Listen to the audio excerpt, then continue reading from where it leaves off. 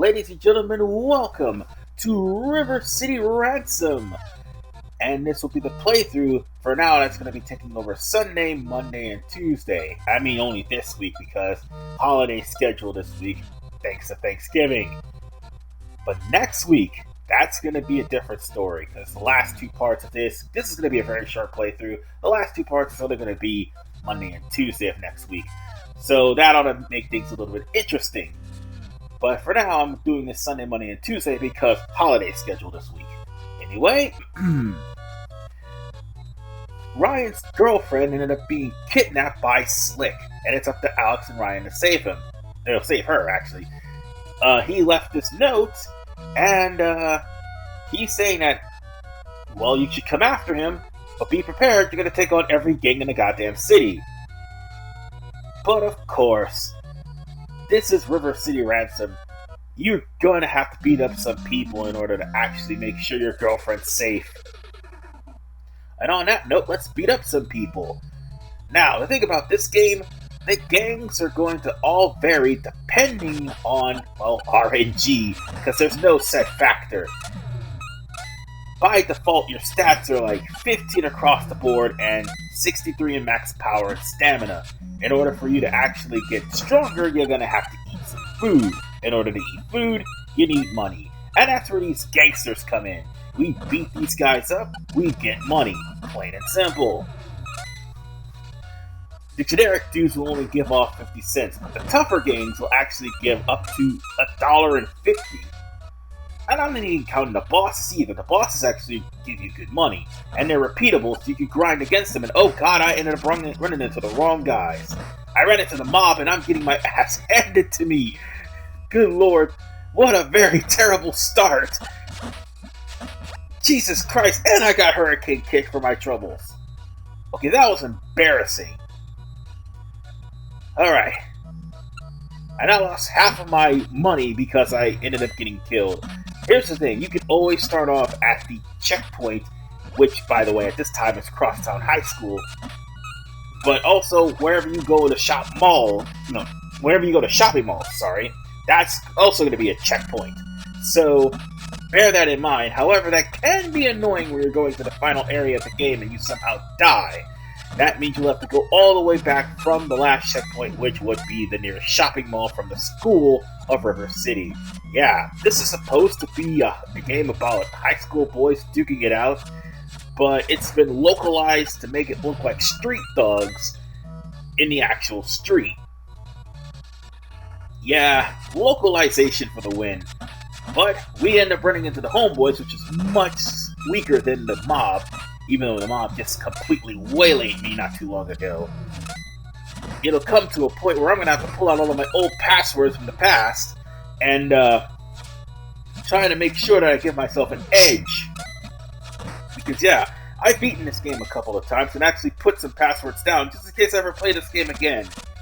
I'm the kind of person that always want to go back to a game whenever I feel the need to do so once I beat it. So on that note, we're going to head over to the the Grotter Mall, sorry. Wrong mall. But yes, I'm going to stop for a little bit, and I am going to actually stand right here for a little while, and I'll be right back. I can't believe I still am able to read my handwriting after 25 years. Whatever the case, my stats have been increased, and I have had $125. I went up and raised it off screen because, yeah, I was also like dangling by a bar because of the fact that I was grinding to try to get up enough money to get all of the books before I leave town, or at least before I leave the Grotto Mall. But what you want to do is try to boost up your stats to at least 30 or 40 before even proceeding throughout the entirety of the game. Because I'm telling you now, you thought the mob was bad, the bosses are even worse. And doing 15 damage a punch or 15 damage a kick is not going to actually speed things up. You're probably going to get completely annihilated if you don't buy any of the books. So, you want to buy Stone Hands first, and if you have enough money, grind for Dragon Feet. and also grind for Acro Circus. Let me tell you what those do. Stone Hands makes you punch faster, Dragon Feet makes you kick faster, Acro Circus will allow you to do acrobatic moves in midair. Like for instance, you can actually do the very hurricane kick that kicked my ass not too long ago with Acro Circus. And if you do a running jump, you'll do a somersault, which will actually do some significant damage. Coupled with Dragon Stomp that you'll get later, you'll do a somersault stomp on the enemy while they're on the ground, so bear that in mind. And by the way, if you want to actually gain yourself some health, it'd be best if you come to the Chinese restaurant, because that is where you're going to try to up your strength and up your stamina. That halberd that I just bought actually raised my stamina up to maximum. And I'm down to 25 cents, so I can't really buy anything else for now. It would be in your best interest to not buy any weapons. The chain is your best friend, unfortunately. Despite what many guys say about the garbage cans, the chain is your best friend. And do you want to know why the chain is your best friend? Because it's faster than the garbage can. Once you get your hands on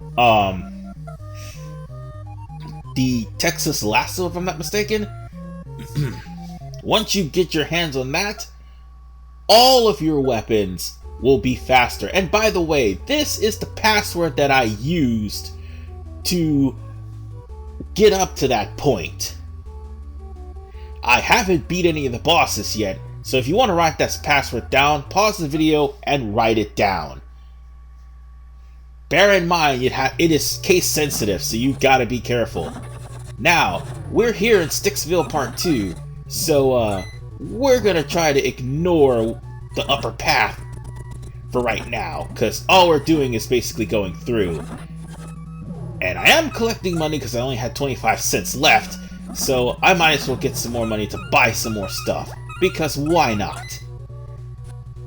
Yeah, that path right there that leads to Sherman Park, avoid that. And now we're taking on the frats. The frats actually are... Oh wait, that was a frat guy named Logan? Ha! I did you two justice. Anyway, the frat guys tend to run away after you face them, if you're strong enough to fight them.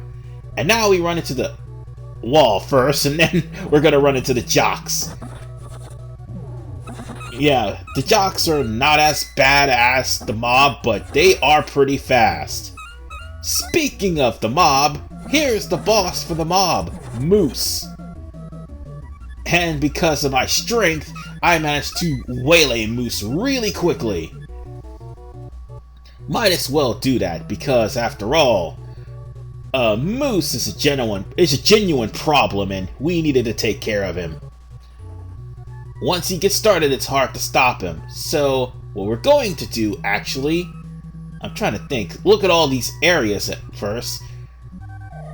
And we might want to go to Chez Wally and get either the veal waffle or the Cornish hen if we have the money for it. Because that too will raise your stamina and also raise your willpower. Willpower is actually like a second life if you die. And why does this game look so familiar? Real simple. Scott Pilgrim vs. the World takes a lot of references from this game. And it would also be in your best interest to buy some books, because books will increase your stats. And Comic Times is one of those books. It'll raise up the weapon and also raise up your defense. If anything, while you're raising up all your stats, defense is the most important thing, because most of these guys run into you and hit you like a truck. So be careful. Oh, and Mouse Place. Mouse Place, despite how cheap it is, they have some of the best they have some of the best items in the game. But unfortunately, that won't be until later on, when we run into the infamous Merlin Shop. Now, Merlin's Shop is where you're going to find the best items in the game for you to buy. However, they're expensive. Again, Scott Pilgrim for the World... No, Scott Pilgrim versus the World, sorry, took a lot of references from this game. So there is that. And here's all the vitamins you can get. It would be in your best interest to try to come and buy some of the items too if you want to heal. Anyway, now we've come to Capitol Avenue Bridge, where Roxy, who is Slick's girlfriend, informs either Alex or Ryan or both that Slick has her in the River City High School, but you're gonna have to take on the twins in order to get to Slick. Oh god, the twins. They have a reputation. Unless you have all the book skills, you are not going to beat them. Plain and simple. And getting to them is just as bad, because you have to come down here also to beat up Benny and Clyde. Why am I so hell-bent on beating these bosses? Real simple. When you beat the bosses, they drop a lot of money. But more importantly, the reason why you want to beat all the bosses is because of the fact, well, specifically Benny and Clyde, because you get a free $7, but the reason you want to beat up all the bosses is because of the fact that the bosses actually will have a string of bosses. How should I put this? You beat up one, you have to find another one to beat them, and so forth, and so forth, and so forth. Now I'm gonna have to use a croissant because I just got my ass whooped. And the Murph burger as well. This will keep me alive for right now. And I'm just gonna have to grind off screen and get some more health. But still, as I was saying, the bosses will get you a lot of money, and the bosses will also open up a string of bosses to where you have to find some of these mandatory bosses in order for you to get to Ivan. That's the one thing the game forgot to mention. Ivan is the only way you could actually get into River City High School. And finding bosses like Moose and Benny and Clyde and others later on, you will have to go through great lengths to find them. Meaning a lot of grinding must be done. So on that note, I'll see you guys next time. And when we do come in to part 2, we're going to be going over to the WSL warehouse. That place is very infamous. See you guys next time.